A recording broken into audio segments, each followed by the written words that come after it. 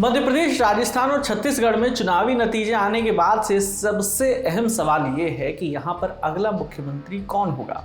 तो आज इस वीडियो में एक एक करके तीनों राज्यों की बात करेंगे, लेकिन उससे पहले इन तीनों राज्यों से जुड़ा एक ज़रूरी अपडेट बता देते हैं। अपडेट ये है कि सीएम पद पर जारी सस्पेंस के बीच राजस्थान, मध्य प्रदेश और छत्तीसगढ़ में पर्यवेक्षकों के नामों का ऐलान कर दिया गया है। ये पर्यवेक्षक जीते हुए विधायकों से रायशुमारी करेंगे, जिसके बाद सीएम का नाम तय होगा। तो बीजेपी ने ये जिम्मेदारी किन नेताओं के कंधे पर सौंपी है, बताते हैं। सबसे पहले बात राजस्थान की। यहाँ भाजपा ने रक्षा मंत्री राजनाथ सिंह, राज्यसभा सांसद सरोज पांडे और पार्टी के महासचिव विनोद तावड़े को बतौर पर्यवेक्षक नियुक्त किया है। राजस्थान में सीएम पद को लेकर चल रही खींचातान पर बात करने से पहले थोड़ा सा रिकैप कर लेते हैं। इस वक्त आप चुनाव आयोग की वेबसाइट पर राजस्थान के नतीजे देख पा रहे होंगे।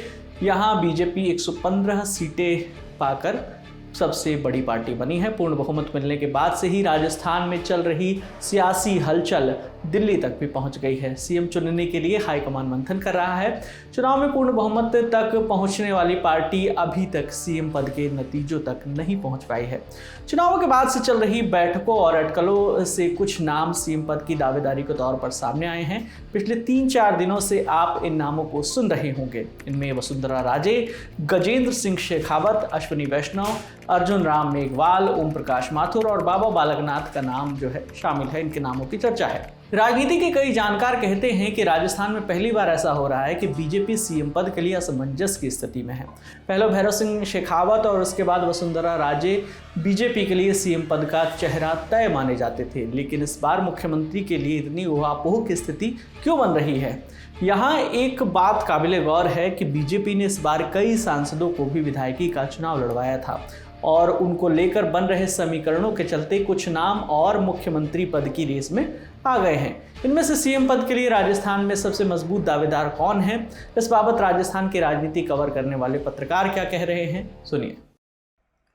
देखिए कि मुख्यमंत्री की दौड़ में जो सबसे प्रमुख नाम लिए जा सकते हैं, वो अभी 5 दिन की मशक्कत के बाद में जो सबसे ज़्यादा जो नाम चर्चा में है वो है तिजारा के विधायक बाबा बालकनाथ, केंद्रीय मंत्री अश्विनी वैष्णव और लोकसभा अध्यक्ष ओम बिरला। बाकी जो नाम थे वो धीरे धीरे रेस में पिछड़ने लग गए हैं। वसुंधरा राजे को उनके घर पे शक्ति प्रदर्शन और एक बाराबंदी का नुकसान होता नजर आ रहा है, और बाकी जो नाम थे वो धीरे धीरे उनमें गतिरोध खत्म होने लग गया है। हाँ, उनमें एक काम जरूर किया जा सकता है कि भाजपा इस फार्मूले को अपना सकती है कि उनमें 2 लोगों को उप मुख्यमंत्री का पद दिया जाएगा। अब वो नाम कौन होंगे, उनकी भी चर्चा चल रही है। उनमें पहला नाम जो लिया जा रहा है वो राज्यसभा सांसद और सवाई माधोपुर से जो विधायक चुने गए हैं किरोड़ी लाल मीणा, उनका नाम लिया जा रहा है और दिया कुमारी का नाम लिया जा रहा है। तो राजस्थान में ये फार्मूला लागू हो सकता है, 1 मुख्यमंत्री और 2 उप मुख्यमंत्री। तो इनमें जातियों का भी आपस में देखना पड़ेगा भाजपा को। तो अश्विनी वैष्णव के रूप में या बाबा बालकनाथ के रूप में जो नाम दोनों लिए जा रहे हैं वो जातिगत भी राजस्थान में जिनका विरोध नहीं हो, इस तरह से उनको प्रमुखता से माना जा रहा है। बात दावेदारी की हो रही हो तो 4 दिसंबर को जिस तरह वसुंधरा के घर बीजेपी के विधायक जुटे थे, उससे ये चर्चा उफान पर आ गई थी कि वसुंधरा को केंद्रीय नेतृत्व से इशारा मिल गया है। आज तक के पत्रकार संयम श्रीवास्तव अपनी एक रिपोर्ट में लिखते हैं कि बीजेपी में किसी भी नेता की इतनी हिम्मत नहीं है कि केंद्रीय नेतृत्व के बिना ग्रीन सिग्नल के अपने घर पर विधायकों को की जो है परेड कराने लगे। दूसरी ओर वसुंधरा राजे ने कल ही दिल्ली में गृह मंत्री अमित शाह और बीजेपी अध्यक्ष जेपी नड्डा से मुलाकात की है। क्या इस आर्म ट्विस्टिंग का फायदा वसुंधरा राजे उठा पाएंगी? सुनिए जानकार क्या कहते हैं। देखिए कि भाजपा का जो केंद्रीय नेतृत्व है अब वैसा केंद्रीय नेतृत्व नहीं रहा जो पहले होता था। पहले प्रेशर या दबाव से केंद्रीय नेतृत्व को विश्वास में लिया जा सकता था या उन पर दबाव डाला जा सकता था, लेकिन अब भाजपा का केंद्रीय नेतृत्व बहुत मजबूत है। तो उन पर जो वसुंधरा राजे की प्रेशर पॉलिटिक्स है उसका मुझे नहीं लगता कि कोई दबाव होगा या वो दबाव में कुछ काम करेंगे। पहले अगर अपन देखें तो 2012 में वसुंधरा राजे ने ऐसी प्रेशर पॉलिटिक्स की थी जब राजस्थान में प्रतिपक्ष के नेता का जो को लेकर जब चयन होना था, तब वसुंधरा राजे अपने समर्थक विधायकों को लेकर दिल्ली पहुंच गई थी और दिल्ली में उसको लेकर काफी बवाल भी हुआ था और उसके बाद में वसुंधरा राजे की बात माननी पड़ी थी। गुलाब चंद कटारिया जो राजस्थान में पैरेलल यात्रा निकालने की तैयारी कर रहे थे, केंद्रीय नेतृत्व ने उनको रोक दिया था। लेकिन आज का जो दौर है उसमें वो कहीं भी कतई भी ये नहीं होगा कि प्रेशर पॉलिटिक्स से उन पर दबाव बनाया जा सकता है। वो उस वक्त हो सकता था या उस समय हो सकता था जब भाजपा की सीटें 100 से कम होती, लेकिन आज भाजपा 115 सीटें जीती हुई हैं और 7 जो निर्दलीय चुनकर विधायक आए हुए हैं वो उनके समर्थक हैं। तो ऐसे में भाजपा किसी प्रेशर पॉलिटिक्स में आकर मुख्यमंत्री का घोषणा करेगी या नाम तय करेगी, इसकी संभावना अभी नजर नहीं आती। अब कोई और सीएम बन गया तो मन में आस लगाए लोग रूठेंगे, उदास होंगे, विरोध भी कर सकते हैं। राज्यों के दौरे पर पर्यवेक्षक क्या करेंगे वो भी आपको बताते हैं। देखिए, राजस्थान में जो मुख्यमंत्री पद को लेकर जो गतिरोध चल रहा है उसको दूर करने के लिए भाजपा ने पर्यवेक्षक नियुक्त किए हैं और पर्यवेक्षक में जो पहला नाम है वो राजनाथ सिंह का है, जो पार्टी के राष्ट्रीय अध्यक्ष भी रह चुके हैं और अभी केंद्रीय रक्षा मंत्री हैं। दूसरा जो नाम है वो सरोज पांडे का है और तीसरा नाम विनोद तावड़े का है। विनोद तावड़े संगठन के हैं और सरोज पांडे सांसद है। तो अब इन तीनों के ऊपर ये जिम्मेदारी रहेगी कि राजस्थान में इस गतिरोध को कैसे दूर किया जाए। कहा यह जा रहा है कि भाजपा विधायक दल की बैठक होगी और उसमें ये तीनों पर्यवेक्षक को मौजूद रहेंगे और उस बैठक में ये तय किया जाएगा। लेकिन जो अभी जो सूत्र बता रहे हैं या जो अभी परिपाटी चल रही है भाजपा में कि ये नाम पहले से तय हो चुके हैं, केंद्रीय नेतृत्व जिसमें अमित शाह और नरेंद्र मोदी ने नाम पहले से तय कर लिए हैं और उसी नाम की घोषणा होनी है। तो इसमें कोई पर्यवेक्षक आएंगे जरूर। ये एक तरह से लोकतांत्रिक ढांचा दिखाने के लिए या भाजपा की लोकतांत्रिक पार्टी को एक दिखाने के लिए एक बैठक भी होगी विधायक दल की, लेकिन होगा वही जो केंद्र में मोदी और अमित शाह चाहेंगे। अब मध्य प्रदेश चलते हैं। यहाँ सीएम पर संशय की स्थिति निपटाने के लिए बीजेपी ने पर्यवेक्षकों की नियुक्ति कर दी है। वो कौन है? हरियाणा के मुख्यमंत्री मनोहर लाल खट्टर, ओबीसी मोर्चा के राष्ट्रीय अध्यक्ष के लक्ष्मण और पार्टी की राष्ट्रीय सचिव आशा लाकड़ा को ऑब्जर्वर बनाया गया है। ये नेता मध्य प्रदेश में विधायकों से बात करेंगे और रिपोर्ट तैयार करेंगे जिसको केंद्रीय नेतृत्व के सामने रखा जाएगा। उस रिपोर्ट पर अंतिम मुहर जो है वो केंद्रीय नेतृत्व ही लगाएगा। इसके बाद विधायक दल की बैठक में सीएम पद के दावेदार के नाम का औपचारिक ऐलान कर दिया जाएगा। फिलहाल दावेदारी की बात की जाए तो यहाँ शिवराज सिंह चौहान, प्रहलाद पटेल, नरेंद्र सिंह तोमर, कैलाश विजयवर्गीय और ज्योतिरादित्य सिंधिया समेत कई नामों जो है वो सीएम की रेस में हैं। इन नामों में सबसे ऊपर कौन है ये जानकारों से समझते हैं। मध्य प्रदेश में मुख्यमंत्री की रेस में कौन कौन से नाम इस समय सबसे आगे चल रहे हैं तो उनमें है मुख्यमंत्री शिवराज सिंह चौहान, पूर्व केंद्रीय मंत्री प्रहलाद सिंह पटेल और नरेंद्र सिंह तोमर, केंद्रीय मंत्री ज्योतिरादित्य सिंधिया, भाजपा के राष्ट्रीय महासचिव कैलाश विजयवर्गीय और प्रदेश भाजपा अध्यक्ष वीडी शर्मा। फिलहाल मुख्यमंत्री की रेस में इन्हीं नामों पे अटकलों का बाजार गर्म है, लेकिन अब हम आपको बताएंगे कि इनमें से किसकी दावेदारी कितनी मजबूत है। शिवराज सिंह चौहान की दावेदारी सबसे ज्यादा मजबूत इसलिए है क्योंकि वो वर्तमान में मुख्यमंत्री है।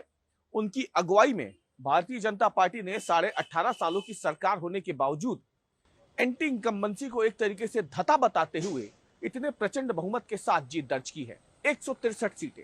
भाजपा और कांग्रेस के बीच में जमीन आसमान का अंतर हो गया इस विधानसभा चुनाव में। माना जा रहा है कि प्रधानमंत्री नरेंद्र मोदी की गारंटी के साथ साथ शिवराज सिंह चौहान की लोकप्रियता जो है उसने मध्य प्रदेश में भारतीय जनता पार्टी को इतना बड़ा बहुमत दे दिया। शिवराज सिंह चौहान की लाडली योजना की बात करें या उनकी दूसरी योजनाओं का जिक्र करें, माना जा रहा है कि उसके चलते भाजपा ने एंटी इनकम्बेंसी को एक तरीके से पूरी तरीके से काट दिया और एक बड़े मार्जिन के साथ मध्य प्रदेश में अब भाजपा अपनी सरकार बनाने जा रही है। सारे एग्जिट और ओपिनियन पोल्स के मुताबिक सबसे लोकप्रिय मुख्यमंत्री के तौर पे शिवराज सिंह चौहान सबसे ऊपर है। इन नामों में शिवराज सिंह की अहमियत को नज़रअंदाज नहीं किया जा सकता, लेकिन उन्होंने ऐलान किया है कि वो मुख्यमंत्री पद की दौड़ में न पहले कभी थे और न अब हैं, और ये भी कहा कि वो दिल्ली नहीं छिंदवाड़ा जाएंगे और 29 में से 29 लोकसभा की सीटें 29 कमल के फूल के रूप में हम मोदी जी को पहनाएंगे। ऐसे में सवाल ये है कि शिवराज के मन में आखिर क्या चल रहा है। शिवराज सिंह चौहान के मन में आखिर क्या चल रहा है, वाकई में ये एक बड़ा सवाल है, क्योंकि एक तरफ जब हम देख रहे हैं राजस्थान में वसुंधरा राजे बेहद आक्रामक तरीके से फ्रंट फुट पर आकर के एक तरीके से आला कमान के सामने अपने आप को ताकतवर दिखाने की कोशिश कर रही हैं, तो वहीं दूसरी तरफ शिवराज सिंह चौहान बेहद सरल अंदाज में जनता के बीच जाकर के सधे हुए शब्दों के साथ अपनी दावेदारी पेश कर रहे हैं। उनके मन में फिलहाल यही चल रहा है। शिवराज सिंह चौहान के नाम पर यह चुनाव नहीं लड़ा गया। बार बार शिवराज सिंह चौहान ये बात कह रहे हैं कि ना मैं मुख्यमंत्री की रेस में पहले था, ना मैं अब हूं, लेकिन जिस तरीके से वो लगातार जनता के बीच जा रहे हैं, रोड शो कर रहे हैं, लाडली बहनों के साथ बैठ के खाना खा रहे हैं, आदिवासी परिवार में जाकर के मिल रहे हैं, और जिस तरीके से वो लगातार बयान दे रहे हैं, उससे संदेश यही जा रहा है कि शिवराज सिंह चौहान क्या आला कमान को ये बताना चाह रहे हैं सदे हुए शब्दों में, आसान शब्दों में, बिना उन्हें धमकाए, कि मध्य प्रदेश में उनकी लोकप्रियता अभी भी बरकरार है। शिवराज सिंह चौहान इसके जरिए ये बताना चाह रहे हैं कि मध्य प्रदेश जैसे राज्य में अगर भाजपा को मजबूत रहना है तो विकल्प के तौर पर शिवराज सिंह चौहान को ही चुनना होगा। शिवराज सिंह चौहान बार बार कह रहे हैं कि मैं दिल्ली नहीं जाऊंगा, इसका मतलब साफ है, वो ये संदेश दे रहे हैं आला कमान को कि उनका मन मध्य प्रदेश छोड़ने का नहीं है। अगर नामों पे विचार हो रहा है सीएम पद के लिए, तो शिवराज सिंह चौहान के नाम को, यानी मेरे नाम को भी नजरअंदाज ना किया जाए। कम से कम शिवराज सिंह चौहान के पिछले कुछ दिनों के दौरों को देख के और उनके बयानों को देख करके तो यही कहा जा सकता है कि फिलहाल शिवराज सिंह चौहान के मन में यही चल रहा है कि वो एमपी में ही रहना चाहते हैं। अब संक्षेप में छत्तीसगढ़ का हाल भी जान लेते हैं। यहाँ केंद्रीय मंत्री अर्जुन मुंडा, सर्बानंद सोनोवाल और पार्टी महासचिव दुष्यंत कुमार गौतम को बीजेपी ने ऑब्जर्वर नियुक्त किया है। 9 या 10 दिसंबर तक विधायक दल की बैठक में सीएम के नाम का ऐलान किया जा सकता है। कहा जा रहा है कि यहाँ बीजेपी किसी नए चेहरे को सीएम पद पर बैठा सकती है।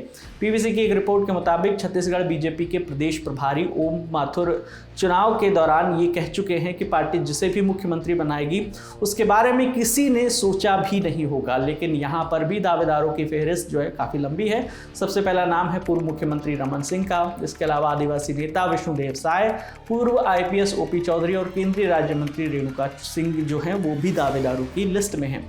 7 दिसंबर के दिन रेणुका सिंह ने जेपी नड्डा से मुलाकात भी की थी। फिलहाल इस रेस में सबसे आगे कौन चल रहा है और सीएम पद के लिए बीजेपी किन कसौटियों का ध्यान रख रही है, इन बातों को समझने के लिए हमने छत्तीसगढ़ के पत्रकारों से बातचीत की। सुनिए। स्वाभाविक तौर पर तो सबसे पहला नाम पूर्व मुख्यमंत्री रमन सिंह का है। 3 बार मुख्यमंत्री रह चुके हैं छत्तीसगढ़ के।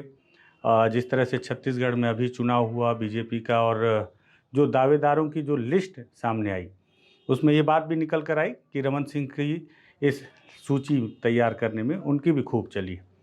उनके मनपसंद चेहरे, उनके मुताबिक के चेहरे, उन्हें भी 90 सीटों में जगह भरपूर मिली है।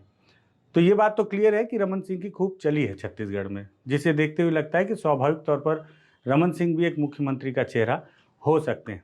उसके बाद अगर नए चेहरों की बात की जाए तो उसमें विष्णुदेव साय, ओपी चौधरी, रेणुका सिंह, अरुण साव, इन सब के नाम भी चल रहे हैं। मुझे लगता है कि अब मुख्यमंत्री के चेहरे को लेकर आने वाला लोकसभा भी काफ़ी महत्वपूर्ण है। तो बीजेपी उसे भी ध्यान में रखते हुए आने वाले लोकसभा चुनाव को देखते हुए छत्तीसगढ़ में मुख्यमंत्री के चेहरे को भी तय करेगी।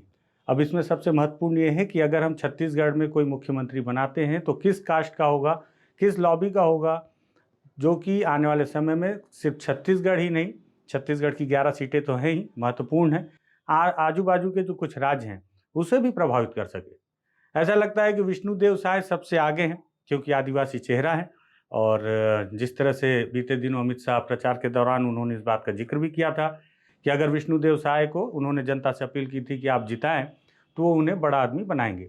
हालांकि ये बात उन्होंने ओपी चौधरी के लिए भी दोहराई थी। मुझे ऐसा लगता है कि अगर विष्णुदेव साय को मुख्यमंत्री के तौर पर छत्तीसगढ़ में बीजेपी चुनती है तो इसका जो प्रभाव आने वाले लोकसभा चुनाव में झारखंड और उड़ीसा जैसे राज्यों में भी देखने को मिलेगा। बीजेपी कोशिश भी यही करेगी कि यहाँ जो इसे मुख्यमंत्री चुना जाए उसका प्रभाव आजू बाजू के कुछ राज्यों में भी देखने को मिले। जाहिर है कि जो भी सीएम होगा हम उसकी पूरी कहानी आपको यूं ही बताते रहेंगे और जो भी अपडेट आएगा वो वीडियो के जरिए हम आप तक पहुंचाते रहेंगे। आपकी क्या राय है, आपको क्या लगता है इन तीनों प्रदेशों में मुख्यमंत्री का चेहरा जो प्रमुख दावेदार है वो कौन है? आप हमें कमेंट सेक्शन में जरूर बताइएगा। आपके लिए ये तमाम जानकारी जुटाई थी हमारे सहयोगी सिद्धांत मोहन ने। मेरा नाम है विकास वर्मा, देखते रहिए ललन टॉप। शुक्रिया।